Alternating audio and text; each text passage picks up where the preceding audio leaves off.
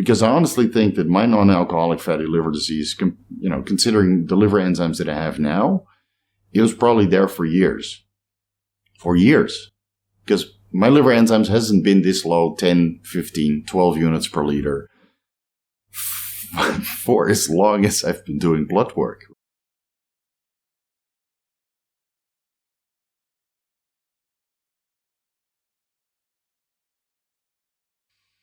Vigorous Steve here with another update about non-alcoholic fatty liver disease. But this is going to be the final update about my NAFLD because it appears that it's now finally resolved. And I'm going by the opinion and the diagnosis of the two hepatologists that I've been consulting with over the last couple of months. They said that there's no indication of non-alcoholic fatty liver disease, even though the echogenicity of my liver ultrasound is still not 100% clear. The outline of the liver is still slightly blurry. So they said, judging by my liver enzymes and my ferritin concentrations, my triglycerides, and my overall blood work that has been improving over the last couple of months, they said that there's no indication of non-alcoholic fatty liver disease. But the gastrointestinal specialist and the sonographer, they still say that there's some sign of non-alcoholic fatty liver disease present. So I'm going to lean towards the hepatologist, even though ideally I would like all four people to say that there's no NAFLD present. But the progression forward is going to be the same regardless. I'm going to pick up bodybuilding again and slowly increase my calories and get my lazy ass back into the gym because I look a little bit horrendous at this moment. So this Sunday was a bit of a roller coaster for me. I took my progress pictures. I reviewed my progress pictures.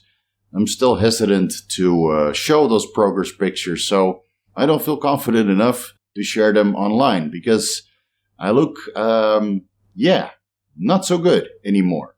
I was 85.5 kgs yesterday morning. I'm not sure where I am right now, but I'm sure I'm up a couple kilos because, I ate a nice meal on Sunday, a nice meal or two on Sunday. So I went down from 115 kilos down to 85 kilos and, a negligible amount of grams. That's 30 kilos down to have 50% of the specialists tell you that non-alcoholic fatty liver disease is resolved. Pretty discouraging, to be honest. But that's the reality of it. And, the only maybe mistake that I made was by doing a post-cycle therapy and, coming off TRT and restoring my natural testosterone production. That maybe postponed the resolvement of the NAFLD. But considering my testosterone concentrations are, still pretty decent, around 400 nanograms per deciliter. My liver enzymes are in range. My ferritin is in range. Triglycerides are in range. Basically, my blood work took a complete overhaul, and now it looks very, very favorable. Even though it was a struggle the last 6 months, I would say that this experiment was a success. And it also means that you can do post-cycle therapy and resolve your non-alcoholic fatty liver disease at the same time. It just means you're going to lose all of your gains. And when I say all of it, I mean, basically all of it, because now I'm lighter and less muscular than I was at my peak natural potential. And, probably 2 kilos, 5 pounds under my natural potential. But hey, after 10 years, 11 years of drug-free bodybuilding, I think it was about time. So anyway, let's go over the blood work because that's very interesting. I did a small blood work panel this time because it's only been 2 weeks since the previous blood work. You can watch that right here if you haven't already. So I'm just going to discuss that briefly. White blood cell count still the same, around 5,000 cells per square meter. Hemoglobin came up a little bit to 14.5 grams per deciliter. Hematocrit 41%, still below the reference range.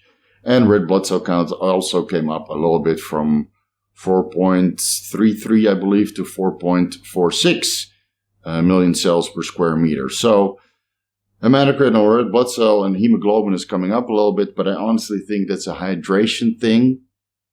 I usually drink about 2 liters of water before going in for blood work. And even though I still drank 2 liters of water before going in for blood work, whether that was this time or the one 2 weeks ago, hydration always plays a factor into your hematocrit and red blood cell and white blood cell concentrations in the bloodstream. So I would say that result is negligible. And I feel exactly the same as I felt a couple months ago. Every time I stand up, I feel dizzy. Also because I'm running a low dose of Nebivolol, so my blood pressure is perfectly in range, albeit, a little bit on the low side. Was it 110 over 55? 60 sometimes, depending on how much sodium I'm taking. And that low hematocrit is certainly not helping. So I'm looking forward to training again, but I won't be doing any deadlifts or anything that, would be similar to picking something up from the floor. At least not until I get my hematocrit a little bit higher and my blood volume a little bit higher as well. Let's move on to the next page. Creatinine. 0.97 milligrams per deciliter. I'm sure that will come up to 1.2, maybe even 1.4, 1.5 milligrams per deciliter again when I crank up the training intensity. So it's good to see creatinine this low. I'm very, very, very happy with this result. So for the guys that are struggling with high creatinine, fasting mimicking diet, considering it was about 1.25 milligrams per deciliter before the fasting mimicking diet, but I was also training. And now after 6 weeks of fasting mimicking, it's below 1 milligram per deciliter. High creatinine, fasting mimicking diet might be a worthy endeavor to explore. Just remember, fasting mimicking diet will also make you lose all of your gains. Most of it at least, Uric acid, pretty comparable, 4.3 milligrams per deciliter. CPK came down a little bit to 346 units per liter. C-reactive protein, very, very low, 0.2 milligrams per liter. I'm sure that will go up. CPK will go up also when I start training again later today. The 6 weeks without the gym is, not very enjoyable. Even though I did still do my elliptical on a daily basis. Or 6 days a week, sometimes I had to skip it on a Sunday. But hey, I would like to train to failure or close to it again. Lipids are pretty comparable. Total cholesterol, 150 milligrams per deciliter. Triglycerides, 43 milligrams per deciliter. HDL, 65 milligrams per deciliter. And LDL cholesterol came up a little bit. From, I think it was like 65 milligrams per deciliter 2 weeks ago, and now it's 74 milligrams per deciliter. And that's probably because I've been sneaking in a little bit of extra food the last week. I'm sure most of you have noticed that last week was completely absent of videos besides the Vigorous Q&A because, after 5 weeks, 6 weeks of fasting mimicking diet, I started to struggle a little bit with my cognition. And as soon as my wife realizes that, by me not replying to her questions or her remarks, food gets presented to me.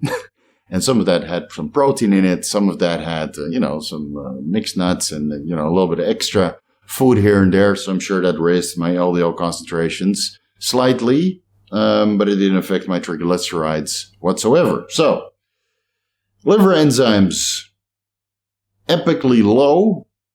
19 units per liter for AST, and ALT is 12 units per liter. And that's where I wanted it to be at the beginning of this journey. I remember mentioning somewhere that I wanted my liver enzymes to be about 10 to 20 or 10 to 15. Well, I would say this is close enough.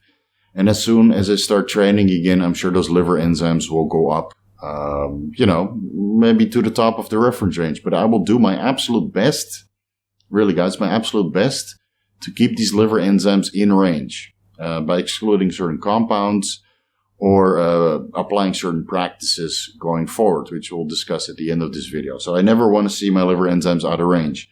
AST might go a little bit higher, but let's say 40 to 50 units per liter on AST and ALT. That's the highest I want to see them. And if I see them any higher than that, let's say 60, 70, 100 again, I will put some practices in place to get them under control again, because, this resolvement of the non-alcoholic fatty liver disease, even though there's varying opinions on the resolvement state, I don't want to go through this process again. So, prevention going forward is going to be the best cure. Ferritin came down a little bit, still higher than I'd like it to be.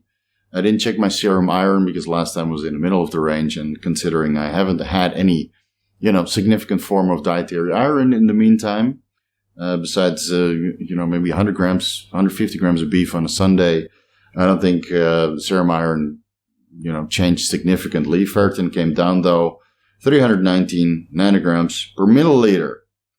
Let's go into the hormone panel. Estradiol came up, 29.0 picograms per milliliter. FSH, 2.88 milliIUs per milliliter, a little bit lower than 2 weeks ago, but luteinizing hormone came up to 4.11 milliIUs per milliliter. I would say that these readings are pretty comparable. And my testosterone came up also a little bit to 388 nanograms per deciliter. So for the guys that have been following along, I've been icing the testicles 2 or 3 times per day for 20 minutes, not applying ice to my testicles directly, wrap, a cold pack in a towel and keep that area cool for about 20 minutes, which has, some limited evidence and anecdotal reports that it raises testosterone concentrations. Now, 2 weeks ago, I was at 375 nanograms per deciliter, and, now we're at 388 nanograms per deciliter. So I can't really draw a conclusion. I would just say that my testosterone didn't decline any further compared to the 550 nanograms per deciliter I had 6 weeks ago before I started fasting mimicking. And then after 5 weeks of fasting mimicking diet, it came down from 515 to 375. So I was able to sustain my testosterone concentrations by icing the testicles. And, perhaps a little bit of a caloric increase here and there prevented it from declining any further. I also checked my homocysteine levels to see if there was any other sort of inflammation in my body. And that's, pretty much at the low end of the reference range. So that's also very good. So it's a very small blood work that I did. Because again, blood work changes over a course of 2 weeks. It doesn't change that much. And I expected my liver enzymes to be, slightly lower, but not, notably lower than 2 weeks ago. And my ferritin came down also a little bit. So I think it's pretty much resolved considering liver enzymes are in range and ferritin is in range. I would still like to see that a little bit lower. So I'm going to go back on my, pescatarian diet going forward. So let's discuss what I will start doing in the future, starting from today, basically. I will still keep the vegetables in because I think this fasting mimicking diet was the best progression that I had compared to the progression with supplements only. And during certain periods keeping my caloric intake slightly elevated to recover my HPTA. So if I were to do this process all over again, I would stay on hormone replacement and jump straight into a fasting mimicking diet with all the supplements that are known to work. And I'll put them up on screen again so you guys can follow along and then run this entire supplementation protocol spaced over 4 servings per day. Let's say 8 o'clock, 12 o'clock, 4 o'clock, and 8 o'clock again, spaced 4 hours apart, while fasting mimicking with 3 or 4 servings of vegetables only per day, simply to keep your appetite suppressed, get a little bit of fiber in, get a little bit of extra micronutrients, fill your stomach, and it's certainly better for your stool and staying regular than doing something like a psyllium husk or a glycomon fiber or an inulin fiber, which I always got a little bit of constipation with that, even though I was drinking a significant amount of water. If you mix that with a senna tea, for example, you mix psyllium husk or glucomon fiber or inulin fiber in 1, 2, 3 bags of senna tea that was boiled for about 20 minutes and cooled down, obviously. If you mix it in there, your stool is a little bit easier to pass. But, I consider the fasting mimicking diet to be superior for detoxification than generic fasting or generic water fasting where you only take supplements. Of course, giving your digestion a break is certainly more suitable than a fasting mimicking diet because now you really give your digestion a break by not passing anything through besides the micronutrients that you should be taking to keep you or to prevent you from going into a steep micronutrient deficit over the couple of days that you're fasting. But I feel that this fasting mimicking diet is certainly more sustainable, even with or without the liraglutide, because there was a couple days where I skipped the liraglutide to see if it was somehow tolerable. And yes, it's tolerable, but it's certainly easier with the liraglutide. And I feel that after 4 or 5 days of fasting, like true fasting, water fasting with coffee and micronutrients coming from supplements, after 4 or 5 days, 6 days, you get really anxious and unproductive, just mentally looking for food. And with this fasting mimicking diet, you can basically extend that to 5 or 6 weeks. At the 5th week mark or 6th week mark, I started to get the same feeling as I did on true fasting around the 5 and 6 day mark. So 1 day of water fasting on the effects it has on your mentally equals the same as 1 week of fasting mimicking diet.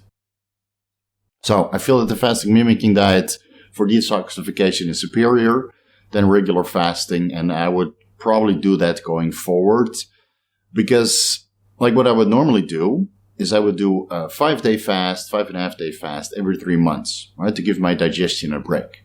Because for bodybuilding, to get all these super physiological amounts of muscle mass, you need to eat a significant amount of calories. But going forward, considering that eating a significant amount of calories is linked to non-alcoholic fatty liver disease, and I've seen so much blood work and ultrasounds, and in the meantime, I think this over high caloric intake is deleterious for liver health. Besides all the pharmacology that we take and the androgens that we inject, because even the androgens pass the liver, I think it's a sheer food volume, just like non-alcoholic fatty liver disease manifests in people with type 2 diabetes. So does it manifest in bodybuilders, because the food volume, maybe the caloric intake is comparable, even though bodybuilders generally make better food choices than people with type 2 diabetes. We're basically masking it by keeping our insulin sensitivity high. Now, people with type 2 diabetes don't have insulin sensitivity, right? They get into all these metabolic disorders, and we're actually preventing metabolic disorders by actively training this caloric intake away through bodybuilding, hypertrophy training, doing cardio on a daily basis. So we're masking the progression of non-alcoholic fatty liver disease, because our triglycerides are in range. For the guys that pay attention to their health, the lipids are also in range. And our liver enzymes, just like what happened to me, our liver enzymes are skewed, and our ferritin might be skewed, but it's also because, a lot of bodybuilders eat beef frequently, or they use erythropoietic compounds, and, some of the hemoglobin and the serum iron is stored in the ferritin. So there's a lot of overlapping factors which would otherwise help you determine non-alcoholic fatty liver disease. Let's just put it this way. If you stop training for 2 weeks and you reduce your food intake and your liver enzymes are still over the reference range and your ferritin is also over the reference range, it's time to do an ultrasound. And I wish I knew for years, because I honestly think that my non-alcoholic fatty liver disease, considering the liver enzymes that I have now, it was probably there for years. For years. Because my liver enzymes hasn't been this low, 10, 15, 12 units per liter, for as long as I've been doing blood work. Really, the last time, not while traveling, I have, the occasional blood work when I was drug-free, where my liver enzymes were this low. And back then I was eating, 4,000, 5,000, sometimes even 5,500 calories, all from healthy, clean food sources. And still, the fat intake might have been 100 grams, 125 grams at certain periods. And the carbohydrate intake might have been, 400, 500 grams. When I was enhanced, it went up to 750 grams at certain points. And I think it's the sheer food volume and caloric intake that is not very conducive for liver health when it comes to non-alcoholic fatty liver disease. Now, thanks to a lot of my loyal followers and subscribers on YouTube and Instagram, I had the pleasure to analyze and receive a lot of blood work and ultrasounds over the last couple of months, asking for advice or for a second opinion, or people showing what it looked like before and afterwards, after certain supplementation and caloric restriction protocols. And the only real, for everybody, a lot of people do different protocols, right? I see it in the comment section all the time. Choline, inositol, and methionine. Yes, I've been doing this protocol. with various dosages. It wasn't sufficient to resolve my non-alcoholic fatty liver disease. I really had to brute force it with fasting-mimicking and GW1516 and SR9009 and clenbuterol to really get this lipolysis going with minimal caloric intake. Some people were able to resolve their NAFLD with a simple choline, inositol, and methionine protocol. Some people needed to do megadose TUDCA or UDCA and do the whole vitamin E and injectable glutathione and NAC and SAMe, etc. Right? So there's many different protocols. I do think that based on all the blood work that I've seen in the ultrasounds over the last couple of months, I think there's a correlation between hereditary background and the potential to develop non-alcoholic fatty liver disease. Because all the blood work and ultrasounds that I've received so far, including mine and some of my clients, on comparable protocols or different protocols, one thing of note is that people that come from a family that's a little bit chunky, a little bit fattier, it's a little bit more difficult to get in shape, you have maybe a little bit more fat cells, or there's type 2 diabetes in your family, or cardiovascular disease in your family, whether that's the parents or the grandparents, those people tend to have higher risk or more likelihood to develop non-alcoholic fatty liver disease compared to the people who stay in reasonably good shape year-round without much effort, because their metabolic panel looks a little bit different. And so if your parents are generally leaner, not really fatty, or don't have a poor relationship with food cascading into non-alcoholic fatty liver disease or type 2 diabetes, you're probably better off than the people who do have that in their family. Unfortunately, I was not able to send my parents or my sister or anybody else in my family for ultrasounds because they live in Holland.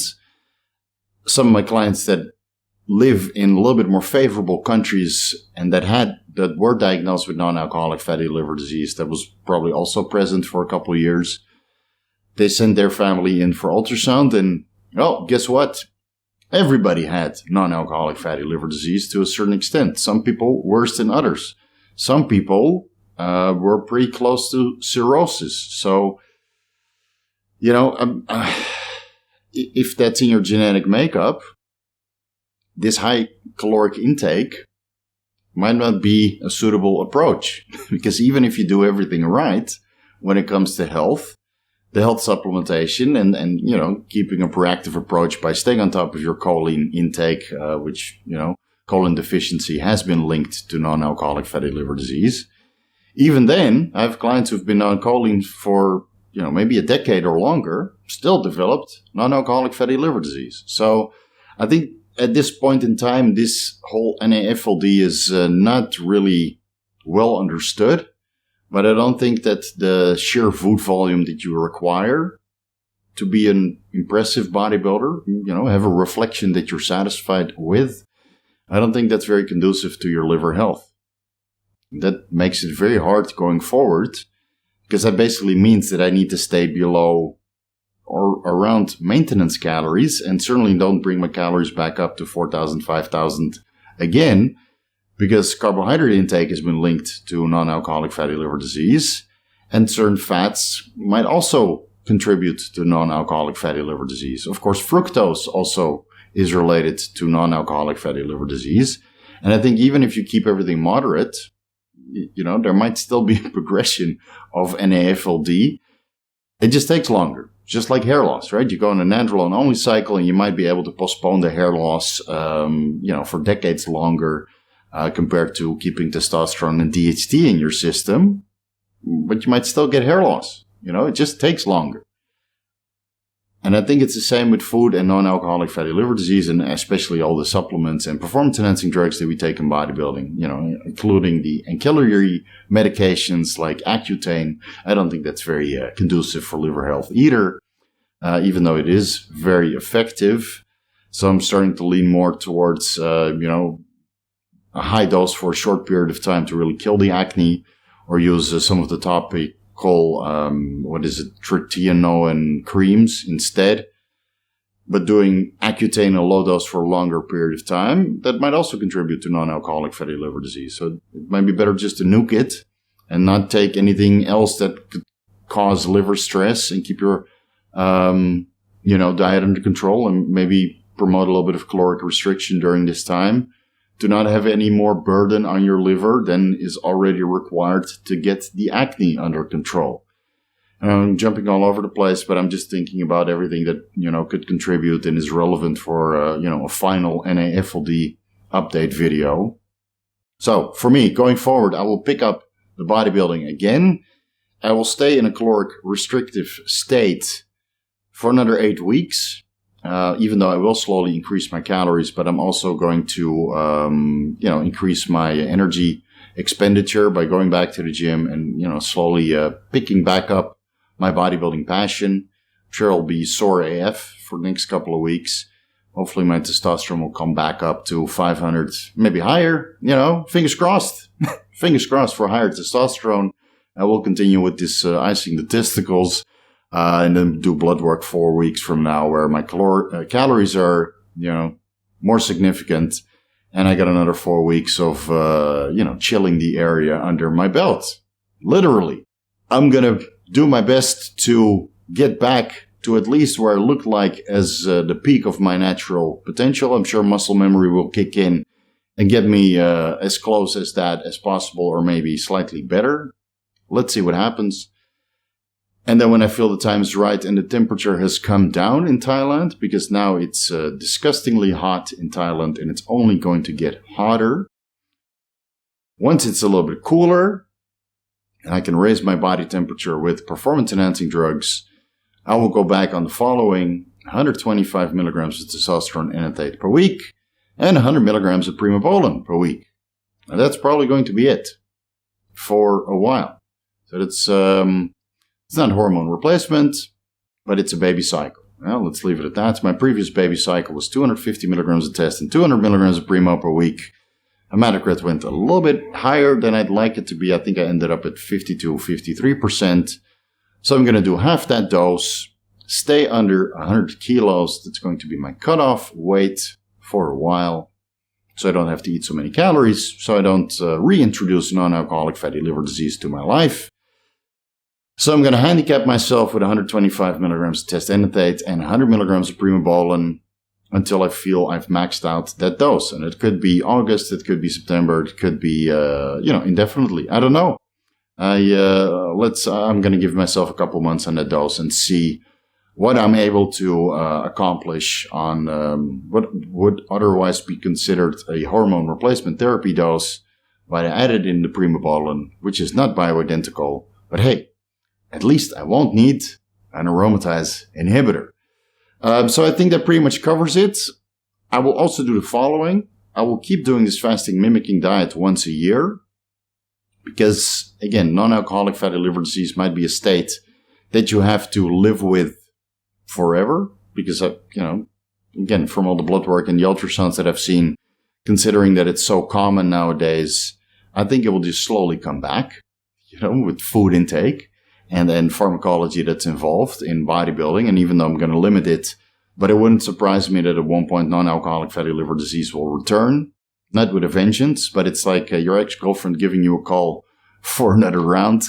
Then you have to say no and go on a fasting mimicking diet for a month just to, get that issue out of your life again. So I'll set myself up for another 11 months of, slightly increased caloric intake because, you can't stay in a caloric deficit indefinitely. And you certainly can't eat at a maintenance dose of calories either. So, at certain points I will have to increase my caloric intake and I'll have to keep in the back of my hand or in the back of my head that, increased caloric intake is, might return to non-alcoholic fatty liver disease. So I'll do a fasting mimicking diet once per year. Probably in April, considering that's the hottest month of the year. I will not go off cycle during that period. I will just stay on hormone replacement, keep my sex hormone binding globulin nice and low, keep my testosterone nice and high, keep my estrogen favorable, and, maybe go into GW1516 and SR9009 bandwagon to promote lipolysis directly within the liver because I do feel that it helped quite significantly. And I think that pretty much covers it, right? So let's summarize a little bit at the end of the video before we close it off. I will reintroduce training starting from today. I will continue with my cardio with growth hormone GW1516 and SR9009 to continue with a little bit of fat loss because, again, I would like to get my body fat levels a little bit more under control. I will slowly increase my calories, reintroduce certain foods comparable to a pescatarian diet, and I will stay on top of my vegetable intake going forward. Because again, I excluded vegetables for a pretty long time because I wasn't able to digest them, but now I digest them just fine. And I blame China for that. Ever since China, I wasn't able to digest vegetables, and I did extensive elimination diets to see what I could eat and what I couldn't eat. But now after 6 weeks of vegetables, or at least, the ones that you would normally put in a salad, I can digest them just fine. So I think that issue is also resolved. Another bonus for this for this extended journey that I've been undergoing. So we'll keep the salads in, reintroduce the proteins and the carbohydrates a little bit post-workout, and some healthy fat sources. Stay around maintenance calories. I will cut off my body weight at 100 kilos. I don't think I'll get up to 100 kilos without anabolic androgenic steroids. But I will probably stay AAS free for another 8 weeks or so. And once I go on anabolics, I will, let's say, June, April, May, without testosterone and primo.